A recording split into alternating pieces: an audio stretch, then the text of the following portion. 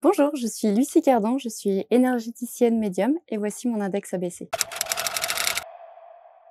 Alors, une énergéticienne médium, c'est quelqu'un qui va venir accompagner pour donner des réponses, pour aider à lever certains blocages et surtout pouvoir permettre à la personne de se reconnecter avec qui elle est vraiment, avec ses besoins profonds, ses aspirations essentielles et rayonner telle qu'elle est. J'ai tout type de personnes qui font appel à moi, essentiellement quand même des femmes qui sont en quête, de réponses et de questionnements sur leur vie et humaine et spirituelle. Je peux aussi faire des séances énergétiques sur les enfants ou les tout petits bébés. Sur ces 3 mots, j'ai toujours le mot «douce» qui ressort, donc je pense que je suis, fournie avec de l'adoucissant à la base. Le terme authentique, ressort aussi beaucoup puisque, je ne fais rien en mode complaisance, je dis les choses telles qu'elles sont. Et le dernier élément serait, drôle ou peut-être complètement perché puisque, je fais encore une fois les choses sérieusement mais sans me prendre au sérieux et avec beaucoup d'humour.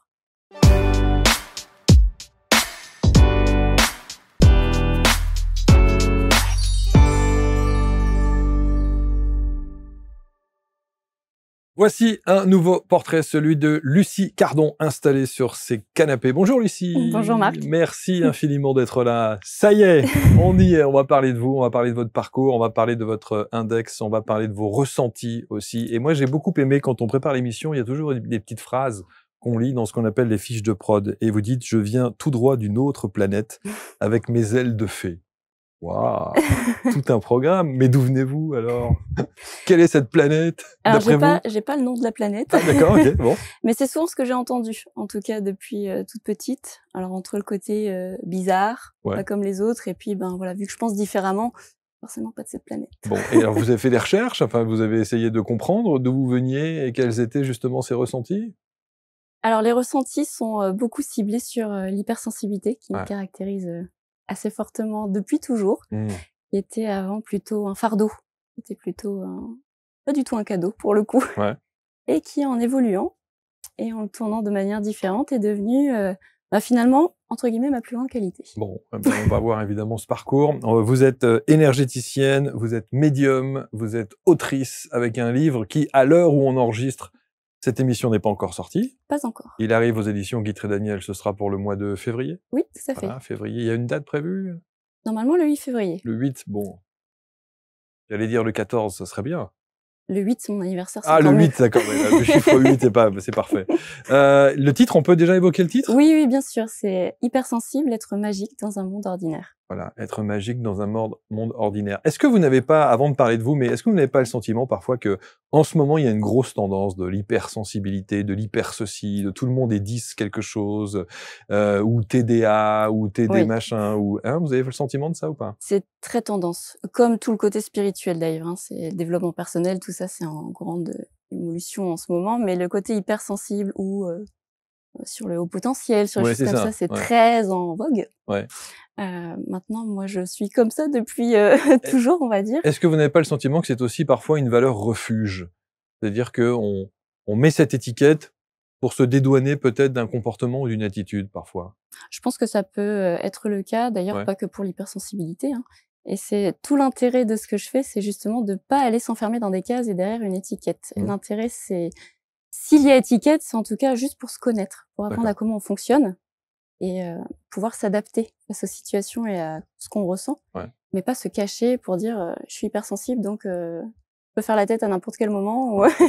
ça n'a rien à voir. Quelle est votre définition, de l'hypersensibilité? Qu'est-ce Alors que vous mettez derrière ça? pour moi, il y a 2 hypersensibilités, entre guillemets. Il y a tout ce qui est sensoriel, donc qui est relié au sens, où on ressent vraiment énormément de choses, voilà, le la lumière, les sons, ça peut être assez agressif et il y a tout ce qui est hypersensibilité émotionnelle, où là, les émotions sont souvent en exergue et en Mmh. ébullition, selon Mmh. les situations. Mmh. Pour moi, c'est le fait de ressentir tout intensément. Alors voilà, des fois, un peu trop, certains diront. Moi, j'aime pas les mots trop et pas assez. Je trouve qu'on n'est jamais trop ou pas assez. C'est vraiment, pour le coup, c'est une étiquette qui ne me convient pas. Ouais. Mais c'est de pouvoir ressentir et de capter tous les petits détails finalement autour de soi et d'en faire quelque chose avec, cette hypersensibilité. Le fait de ressentir ce que la personne ressent en face, on va beaucoup plus facilement l'aider, l'accompagner ou la comprendre. Est-ce que vous êtes les 2 dans cette définition de l'hypersensibilité? Pour le coup, oui. Alors beaucoup plus émotionnel, maintenant que sensoriel, parce que ça peut évoluer avec le temps. Mais tout ce qui est, bruit, moi je suis très, très sensible au niveau du bruit. Ouais, Donc, dès que c'est, insoutenable, ouais, ça va entraîner le côté émotionnel de ouf, ça déborde et ouais. on craque. Bon, alors bienvenue à Paris. Merci, c'est un C'est ce peu que vous ça. m'avez dit, hein? Oui, oui, oui. D'ailleurs, j'ai oublié mon casque, ça m'aurait servi dans le train. Voilà, je peux comprendre qu'effectivement ce soit parfois compliqué. Donc, c'est presque une agression pour vous quand vous êtes dans cette dimension émotionnelle-là particulière, dans l'hypersensibilité auditive? Ça peut. Oui, oui, c'est vraiment perçu comme une agression. Moi, c'est plutôt la multitude de bruits qui arrivent en même temps. OK. Vous savez, vous êtes chez vous, il y a le micro-ondes qui tourne, la hotte qui aspire, les enfants qui crient, la télé et alors là, c'est un surplus et Ouais, maintenant c'est bon, j'arrive à canaliser tout ça, ouais. mais ça peut quand même, oui, être, Ça peut être comme une gênant, ouais, agression, ouais, ouais. ouais. Alors voyons un petit peu, pardon, votre parcours énergéticienne, bien entendu, médium, autrice, et l'enfant, qui était la petite Lucie. Parce que ça, c'est toujours intéressant de savoir et quand on a envie de s'adresser à quelqu'un et qu'on veut, c'est le principe de l'index, rentrer en contact avec un thérapeute, un coach, une médium, on a envie de savoir quelle est son énergie, qu'est-ce Mmh, qu'elle dégage, qu'est-ce que voilà. Donc c'est important que vous acceptiez de vous confier, hein, oui, et donc merci, d'être là. avec Donc qui plaisir. était cette petite Lucie? Vous l'avez dit, enfant hypersensible? Alors, enfant hypersensible, pour le coup, étiquette de surdoué, mise assez rapidement aussi. Sauter une classe, toujours première de la C'est la classe. classe ça. Ben, pas quand on est petit. C'est vrai? Ben, moi, j'en ai beaucoup souffert. Avec ça, j'avais, beaucoup de problèmes de peau, d'eczéma. OK. Donc plus j'étais stressée, plus ça ressortait. Plus on me le disait, plus ça ressortait aussi. Ouais, c'est le Et c principe de l'eczéma, hein, pour le coup. C'est une Exactement, maladie émotionnelle, hein. tout à fait. Mmh. Et le côté, tu surdoué, tu une intello. Alors voilà, comme vous dites, c'est ouais, c'est la classe et en fait, vu qu'on est beaucoup montré du doigt, c'est la chouchoute de la prof, de la maîtresse, elle travaille trop bien, voilà, c'est pas forcément un atout Et parce qu'on est mis à l'écart. et vous savez qu'il y a des gens il y a plein d'élèves qui rêvent de ça quand même, Et moi le premier. Ouh! Qu'est-ce que j'aurais aimé lire sur mes bulletins ce genre d'appréciation, mais c'était pas le cas. Bon. Donc plutôt une enfant, renfermée, très Mmh. timide, Mmh. pas du tout ouverte aux autres. Bien au contraire, très, très dans sa bulle, à Ouais, dessiner, à lire, justement pour éviter toutes les agressions qui extérieur. m'apparaissaient comme ça. Ouais. Donc et puis montrer du doigt. Même par ma propre famille, selon les personnes, j'avais un sale caractère. Voilà, clairement. Vu que je n'étais pas comme eux, j'avais un OK. sale caractère. Ouais. Donc vous lisez des polars, Ouais, vous dessinez, ouais. et vous êtes enfermé comme ça dans votre bulle et dans votre contexte, Est-ce que ça inquiète votre entourage? Heu, Pas spécialement. Je pense que ma mère quand même s'est posé des questions à un moment. Elle m'a avoué même, il y a quelques années, surveiller que je faisais mes agendas, vous savez, pour savoir si je faisais bien mes devoirs, si parce que vu que je ne disais rien, ou je ne faisais rien devant elle, Ouais. elle s'est dit: «C'est pas possible». Donc après le côté, moins d'amis, poser un peu question, OK.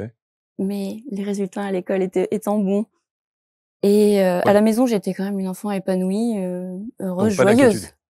Voilà. Ouais, bon. La médiumnité, les ressentis, les perceptions, ça arrive là aussi très tôt? Ça arrive très tôt, mais pour le coup, je suis vraiment mise dans la case, «Ah ça existe pas. Ça OK. existe pas les ressentis comme ça» ou j'ai des souvenirs comme ça où, petite, j'avais dit à ma mère, «Ben, quand je serai grande, j'aurai un saule pleureur dans mon jardin». On peut se dire: «Ouais, bon, c'est une enfant». J'ai actuellement un saule pleureur dans mon jardin. OK. J'ai des souvenirs comme ça où, vous savez, des petits flashs de vie antérieure où j'étais convaincue qu'on était juifs dans une autre vie. Ma famille étant polonaise, bon, ça aurait pu. Je me sortais: «Mais c'est pas possible, enfin, tu divagues» et puis il y a des petites choses comme ça qui, mises bout à bout, finalement, On prenne une certaine logique. ouais, tout à Ouais, fait. vous avez fait des recherches? Vous avez, en plus grande, vous avez essayé de comprendre, d'aller, Alors les recherches, là, c'est plutôt, sur ce côté-là, c'est plutôt sur les vies antérieures, donc ça va être des accompagnements que j'ai fait avec d'autres personnes OK. qui m'ont aidée à aller, chercher ça. Mes initiations au Reiki, donc qui est une forme de séance énergétique. Ouais. Quand on apprend, en fait, on se fait les soins sur soi, au Mmh. début Mmh. et c'est là aussi qu'il y a des perceptions, des ressentis qui viennent. Mmh. Donc il y a tout cet accompagnement-là. Après, s le côté intuition et ressenti, je trouve qu'il s'expérimente plus que ce qui ne s'apprend. Mmh. Il y a bien sûr des exercices où on peut, rien que le côté méditation, il aide à développer son intuition et ses ressentis. Maintenant, je pense que c'est plus le fait d'apprendre à connaître notre intuition, à savoir comment elle fonctionne, parce qu'elle est en chacun de nous, mais elle est différente aussi en chacun de nous. Donc, c'est un long et petit en même temps apprentissage. Alors, vous sur la aurez durée. noté quand même pour Lucie, elle ne boit pas, elle ne fume pas, elle ne sort pas, il n'y a pas de soirée, il n'y a pas d'amis, il y a juste des études, les romans policiers, dessiner, écouter de la musique et accueillir ses perceptions, ses intuitions et son hypersensibilité. Ouais. Bon. Alors, petite, pas accueillir, hein. Non. C'était plutôt rejeté. C'est vrai? Oui. Ouais. Oui, oui. Ben, vu que j'étais montrée comme ayant, et je le dis poliment, un sale caractère, c'était pas flatteur, hein. Alors, vous grandissez avec ça. Qu'est-ce que vous allez devenir quel cursus vous allez entreprendre? Alors, j'ai toujours eu un cursus, de guérisseuse, on va dire ça comme ça, puisque, je voulais être sage-femme, donc j'ai fait médecine, que j'ai arrêté parce que, voilà, j'ai eu mon bac à 17 ans et puis finalement, voilà, j'ai été un petit peu à l'arrache, on va dire, la première année. Ouais. J'ai bifurqué sur infirmière, puis finalement diététicienne. La vie a fait que je me suis retrouvée près de Genève et j'ai dit: «Je retourne faire sage-femme» et là, je suis sage-femme, j'ai mon diplôme en poche. Je travaille à l'hôpital. Mais Hôpital un peu, déstabilisant au niveau énergie, forcément. Même en étant sage-femme, on se dit: «C'est un peu le côté, positif de l'hôpital». Il y a pas que des bonnes choses en étant sage-femme, forcément. ouais, c'est sûr. Je pars en libéral. Je m'éclate, j'adore mon job, hein. Le côté sage-femme, je ne l'ai pas arrêté parce que j'étais blasée. Ça, c'est très important que je le redise parce que, c'était un rêve et je l'ai réalisé et je suis sage-femme. Je le mets pas au passé. Voilà, ça fait partie de moi. Ce passage d'âme, finalement, fait partie, de mon parcours et j'ai commencé à me former à l'énergétique en étant, en libéral sage-femme. Sauf que comment vient cette énergétique dans votre parcours? Parce que vous prenez connaissance comment vous prenez connaissance de ces, possibilités d'accompagnement?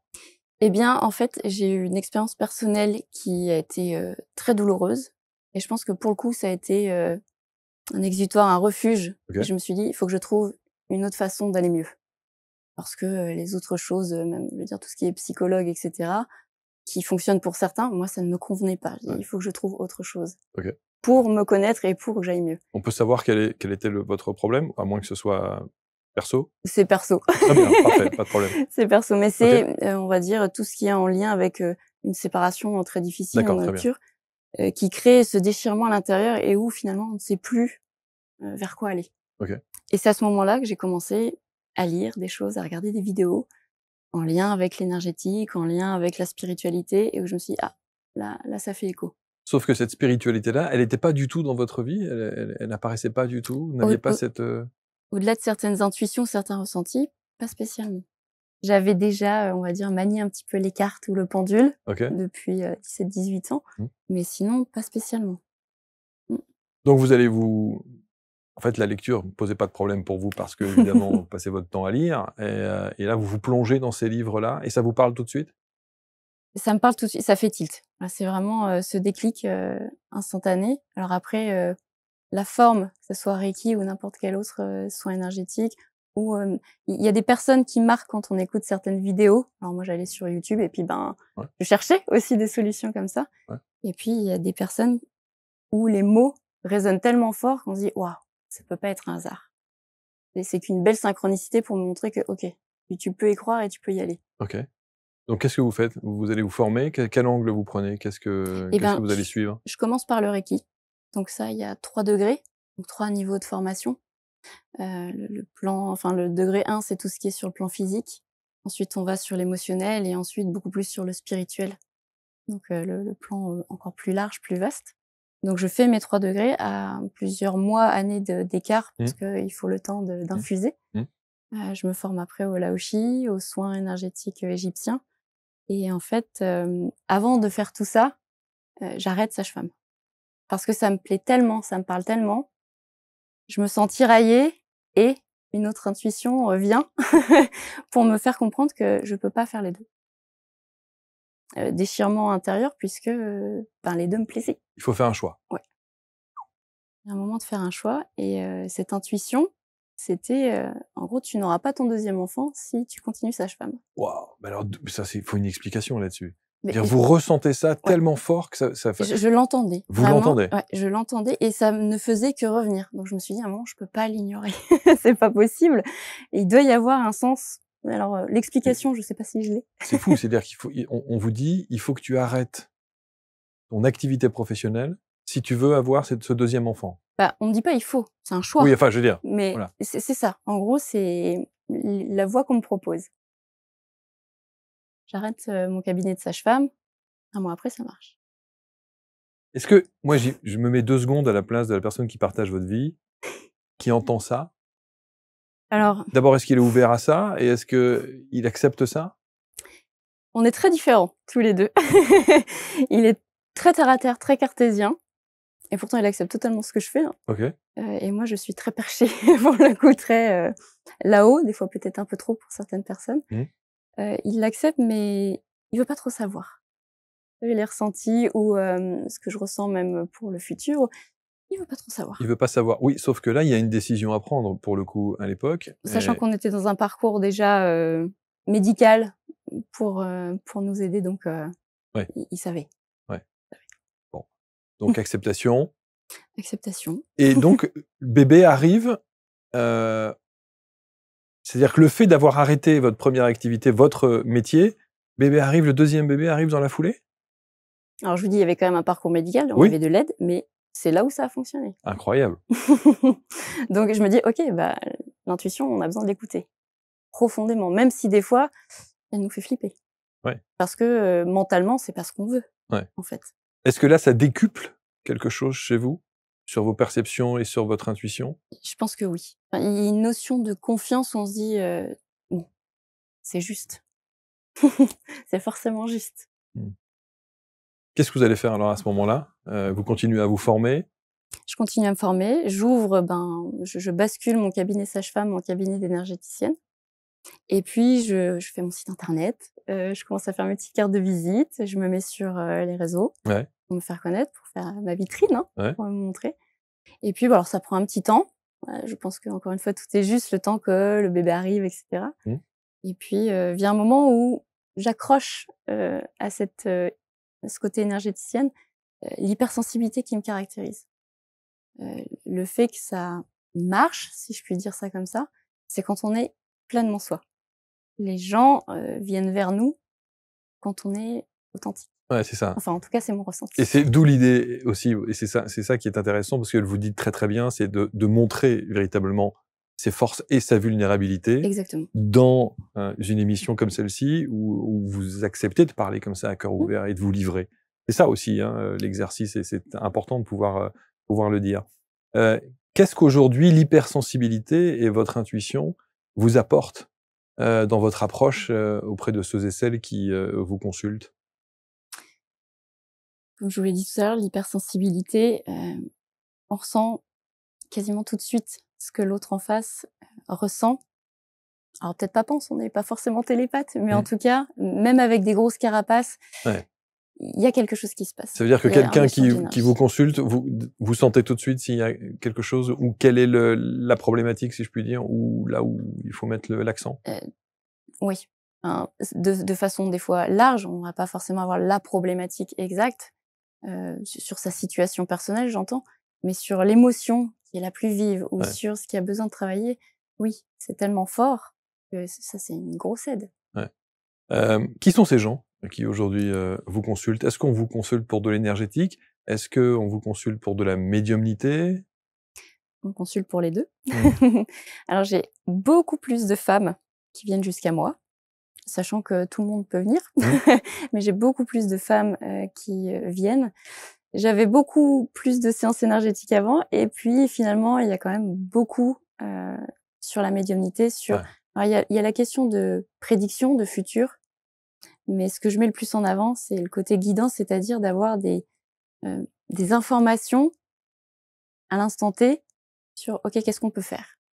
Sur cette situation, c'est quoi les ressources? C'est quoi les blocages? Qu'est-ce qu'on peut faire pour aller au-delà?» C'est du C'est tout coaching ça, l'intérêt. pour le coup? Alors moi, j'aime pas, je Non, suis pas coach, on est mais d'accord, mais clairement, c'est un accompagnement, global. C'est-à-dire oui. que je vais donner des pistes ou des indications, si j'en ai, parce qu'on contrôle pas non plus les ressentis qu'on a et selon les questions qu'elles posent. Mmh.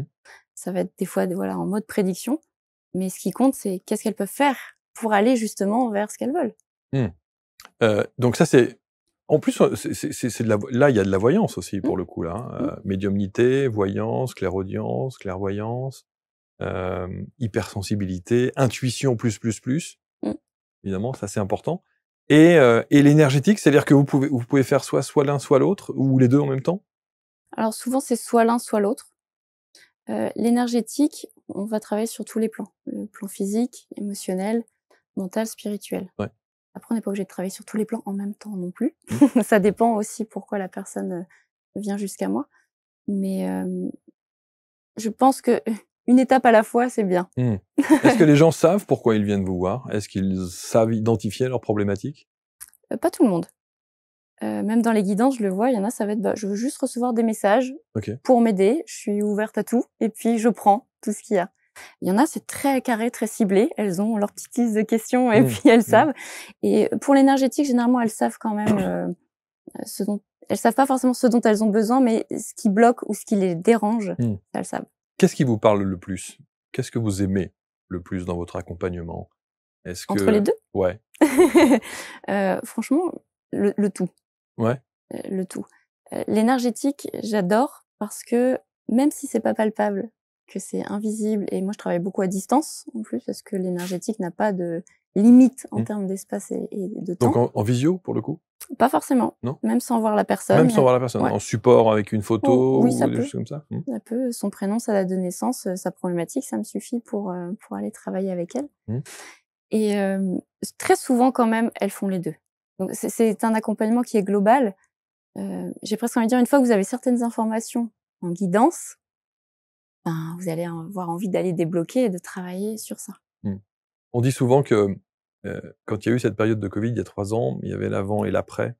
Est-ce que vous avez vu justement un besoin d'accompagnement croissant après cette période-là, une prise de conscience des gens qui avaient besoin justement d'être au contact d'énergéticiens, énergéticiennes, de médiums, Je pense que ça a joué. Maintenant, moi, c'est vrai que j'ai ouvert mon cabinet en 2021, donc ouais, j'étais vraiment dans le flow déjà lancé. Mais ça se ressent. C'est ce que vous disiez tout à l'heure. Il y a quand même une espèce de vague, de mode quand même. Il y a des gens qui essaient juste pour essayer. Ce qui est bien aussi. Ce qui est bien aussi, on s'ouvre. On s'ouvre à des choses, exactement. On peut tester. Hein. Mais il y a des tas de gens qui regarderont votre vidéo, qui diront je vais tester. Et cette médiumnité, on peut aussi la faire à distance? Oui. En visio, pareil? En visio ou même sans visio. Généralement, moi, je fais un support audio. Le but étant qu'elle puisse réécouter. Ouais. Parce qu'on n'entend pas les mêmes choses. Si je vous dis quelque chose aujourd'hui, Marc, et que vous le réécoutez dans 6 mois, ça va peut-être pas du tout vous parler de la même façon. Vous allez dire, ah, c'est vrai. ok. C'est vrai. Donc c'est tout l'intérêt. Bon, la vision on peut enregistrer, mais c'est tout l'intérêt de faire un support pour qu'elle puisse réécouter. Comment est-ce que vous réagissez lorsque vous vous retrouvez face à une situation pour laquelle vous n'avez pas de solution, vous n'avez pas de ressenti, vous n'avez pas de message? Vous dites les choses? Je dis très clairement les choses. C'est ce que je dis constamment, c'est que je ne fais pas de séance de complaisance. Je ne vais pas aller dire des choses que les gens ont envie d'entendre, ou je ne vais pas inventer des choses si j'ai rien à dire. Ouais. Ça arrive, et ça m'est déjà arrivé d'annuler des séances parce que soit je sens qu'il y a rien à transmettre, ou c'est pas à moi de le faire. Dans ces cas-là, je réoriente aussi vers d'autres personnes, vers d'autres professionnels de santé aussi. Soit je sens que énergétiquement, pour le coup, ça passe pas vis-à-vis de mes ressentis. Si je sens que c'est quelque chose de très noir, très sombre, et que on me dit n'y va pas, bah, j'y vais pas. Et alors, vous disiez justement l'accompagnement médical. Évidemment, l'idée n'est pas de se substituer à un avis médical ou à un suivi médical. Hein, absolument pas. C'est en complément, généralement. C'est en complément, ouais. Ou même s'il y en a pas, mais voilà, c'est un complément. Et vous avez bien précisé que vous pouviez dire, c'est pas pour moi, il vaut mieux aller voir une instance médicale proprement dite. Et oui, parce que quand on a des personnes qui viennent avec vraiment des très grosses problématiques et de santé et psychologiques, l'énergétique a ses limites, on va dire. On dit toujours c'est illimité, mais encore une fois, c'est un complément. S'il n'y a pas un autre suivi derrière, on sent bien que ça fonctionnera pas. Est-ce que vous avez le sentiment qu'aujourd'hui, votre statut de sage-femme vous apporte une valeur ajoutée, une crédibilité supplémentaire de par ceux et celles qui vous consultent? Je sais pas, parce que c'est vrai qu'on ne m'en parle jamais. C'est vrai? Plus maintenant. Là, maintenant, oui, on va vous en parler, oui, ça c'est sûr. En fait, il y a eu vraiment le passage où même sur internet, on trouve encore mon nom associé au côté sage-femme. Donc on m'appelait encore pour ça. Mais généralement, c'est plus sur le côté, s'il y a des mamans qui viennent me voir avec leurs bébés qui ont des problématiques, là oui. Parce qu'il y a à la fois le côté énergétique et à la fois le conseil de sage-femme qui est quand même là. Donc, donc les tout petits, Oui. Vous faites aussi les tout petits? Les bébés, les enfants, alors là, on est plus sur des problématiques ou physiques ou émotionnelles, où j'arrive pas à dormir, je mange pas bien, voilà, c'est beaucoup plus ça. Mais j'ai quand même de plus en plus de mamans qui viennent pour mon enfant justement est hypersensible, il capte des choses, il dit des choses, et qu'est-ce que je fais de ça? Alors cette problématique que vous avez rencontrée, et vous parliez notamment de votre deuxième enfant avec le choix que vous deviez faire, professionnel. Est-ce que vous rencontrez aussi des mamans ou des couples qui ont parfois ces problématiques pour avoir un enfant et qui ont recours justement à ces questions et les réponses que vous pourriez éventuellement apporter? Oui, j'allais dire des femmes et des couples, ça des fois, c'est plutôt les femmes, encore une fois, qui viennent jusqu'à moi, mais qui ont des problématiques pour avoir ne serait-ce qu'un premier enfant, que ce soit un premier ou les suivants. Et même si, pareil, elles ont un suivi médical, elles vont venir pour potentialiser finalement leurs chances et peut-être comprendre ce qui bloque. Parce que des fois, c'est des choses qui remontent au transgénérationnel. Hein. On se prend des boulets de, de nos parents, de nos grands-parents, etc. Sans leur jeter la pierre, c'est juste que les choses sont transmises, comme nous, on transmet des choses à nos enfants, et ça bloque. Ça vient bloquer certaines choses. Donc de pouvoir des fois seulement identifier le blocage, ça suffit. Alors j'aimerais que vous nous racontiez, vous gardiez en mémoire, parce que ça fera l'objet d'une autre question, mais vous racontiez une histoire peut-être d'un cas que vous avez suivi, quelqu'un qui vous a consulté et qui vous a profondément ému, une sorte d'avant-après, voilà, quelqu'un qui arrive avec une problématique, une question et qui, à l'issue de votre accompagnement ou de votre soutien, a réglé son problème et dont la vie a été particulièrement. Donc si vous avez une histoire comme ça, gardez-la. Okay. Mais ce qui m'intéresserait de savoir aussi, et je pense que ça aussi, ça va parler, c'est vous dites que vous n'avez pas de support pour travailler, pas nécessairement de support. Ça veut dire quoi? C'est juste de la canalisation que vous avez? Alors, je peux avoir un support. C'est-à-dire que j'ai soit, voilà, je fais en canalisation et les messages viennent directement, associés des fois aux oracles, au tarot, pour appuyer. Ah, donc vous avez les cartes et des choses comme ça. Et je peux avoir les cartes et on est tous humains, mine de rien, on se dit, bon, pour être sûr, voilà, pour valider. Oui. Ou des fois, quand les messages arrivent pas tout de suite, ça peut être une aide. Et après, hop, ça débloque la canalisation et on y va. Mais je suis plus carte que autre support. Bon, ça c'est intéressant de savoir parce qu'effectivement, quand on fait les choses à distance, on se demande de quelle manière vous pouvez. Et alors, ce qui est incroyable aussi, c'est qu'on pourrait se dire que à distance, vous qui ressentez tellement les émotions des gens, le fait de ne pas avoir la personne en face pourrait imaginer que c'est entre guillemets plus compliqué, mais non. En fait, on est tous interconnectés, on est tous reliés finalement par des fils invisibles qu'on ne voit pas, et on est tous reliés à l'univers. Donc finalement, que vous soyez à 1,50 m de moi ou à 1500 km, ça change rien. Et ça, je sais que ça peut être difficile ou à comprendre, à conscientiser. Encore une fois, quand on le teste, on voit bien que ça fonctionne. Clairement. Alors justement, est-ce que vous avez une histoire? Est-ce qu'il y a dans votre clientèle des gens qui sont venus vous consulter et dont la vie a été considérablement modifiée suite à votre accompagnement? J'en ai bien sûr plein, mais je vais en citer une qui me tient à cœur particulièrement parce que cette personne est devenue une de mes meilleures amies aujourd'hui. Alors, on ne se connaissait absolument pas. Elle a commencé à me consulter il y a 3 ans, donc vraiment au début de mon activité. Et elle venait avec une problématique de séparation de couple, avec un climat assez violent, destruction au niveau de son mental, au niveau de ses émotions, vraiment très, très, très compliqué et très dur de se relever. Ou, vous savez, c'est le genre de questionnement où on se dit plus jamais j'aurai quelqu'un et c'est pas possible, je vais pas réussir à remonter la pente. Donc on a fait des guidances, on a fait des séances énergétiques. Je dirais 3-4, on n'en a pas fait non plus beaucoup. Et ça a été un accompagnement sur la durée, mais finalement, elle a réussi à comprendre ses blocages, à aller les travailler. Alors, encore une fois, il y a ce qu'elle a fait avec moi et ce qu'elle a fait elle-même, de son côté, son propre travail. Et c'est une jeune femme qui aujourd'hui, alors 2 ans plus tard, elle a rencontré quelqu'un et dans 6 mois, elle se marie. Et vous serez témoin? Je suis pas témoin, Ah, mais pas témoin, mais mais je serai oui, là, bien je sûr, serai bien là. sûr, bien sûr. Mais c'est le genre d'histoire qui m'émeut beaucoup parce que quand on a conscience de ce qui bloque, de ce qui nous empêche en fait de nous comprendre et peut-être d'aller au-delà de nos peurs et de nos croyances aussi, on peut vraiment réaliser plein de choses. Ça, c'est un exemple de vie personnelle, mais ça marche pour le pro, ça marche pour plein Oui, de oui, bien choses. sûr, bien sûr. Et d'ailleurs, à ce sujet, on vous consulte plus pour du perso ou du pro? Beaucoup plus pour du perso. Ouais. Ouais. Bah, les notions de couple, séparation, il y en a beaucoup. Les grossesses, la santé, je fais pas trop, c'est très délicat la santé, mais beaucoup plus du perso.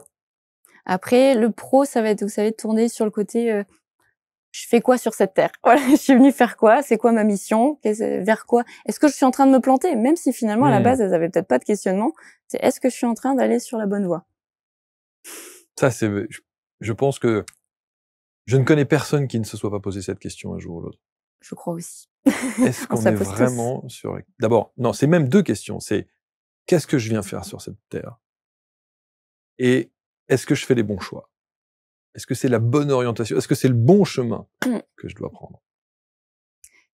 Pour moi, le choix, il est toujours bon s'il est fait avec le cœur.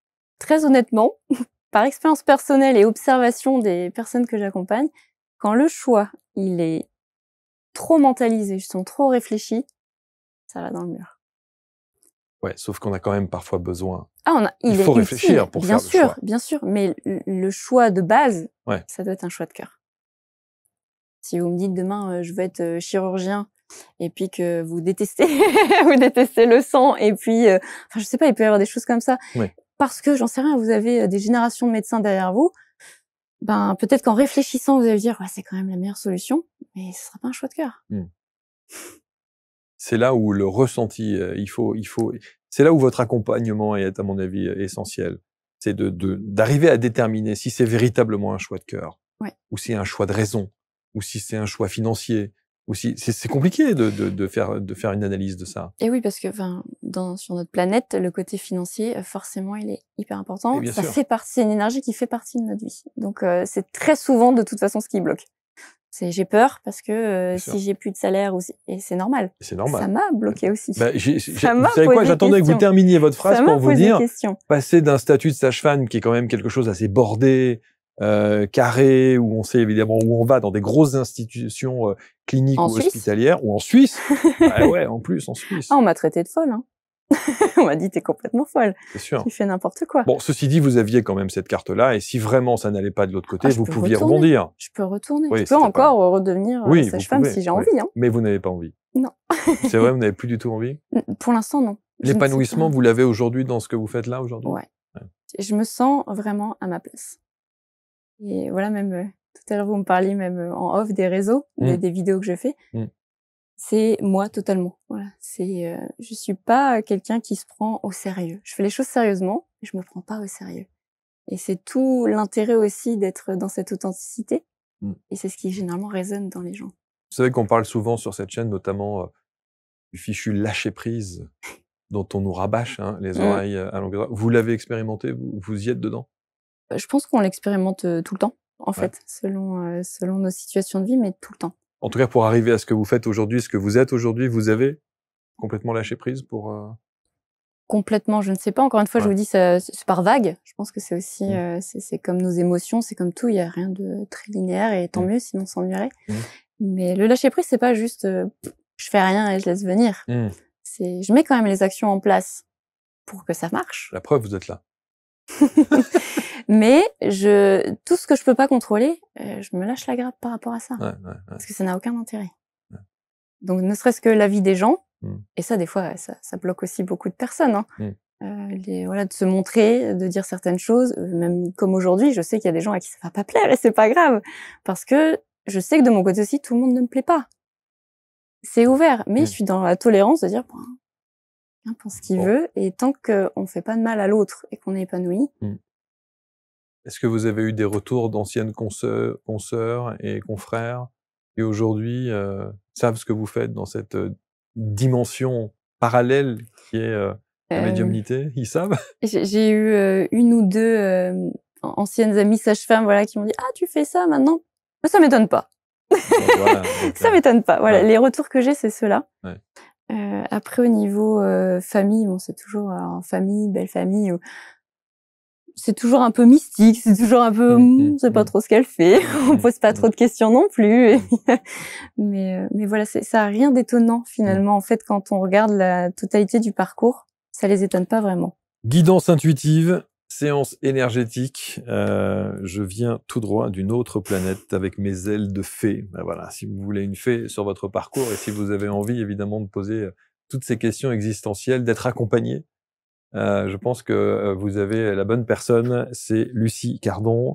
On va mettre autour de cette vidéo l'intégralité, bien sûr, des réseaux pour entrer en contact avec Lucie. Vous partagez, donnez-nous vos commentaires, dites-nous également ce que vous pensez de cet accompagnement. Oh, ça, c'est terrible, hein, les commentaires, les avis, non? Bon, vous savez, même sur les réseaux, Ouais. je lis pas grand-chose en fait. Les retours, oui, ou les Mmh. commentaires, mais les commentaires même sous les vidéos, sous les choses comme ça, Bon, j'ai vu pas votre tout. dernière vidéo avec la couronne de Noël. Je me Moi, suis c'est le dit: genre de «Tiens». truc, voilà, je suis moi. Oui, oui, non, mais c'est ça qui est bien. Mais vous avez bien raison. Vous avez bien raison et ça vous va bien. Merci infiniment, Lucie. Merci Marc. Merci, vous partagez donc, vous commentez évidemment et on se retrouve très vite pour un prochain portrait index. Salut.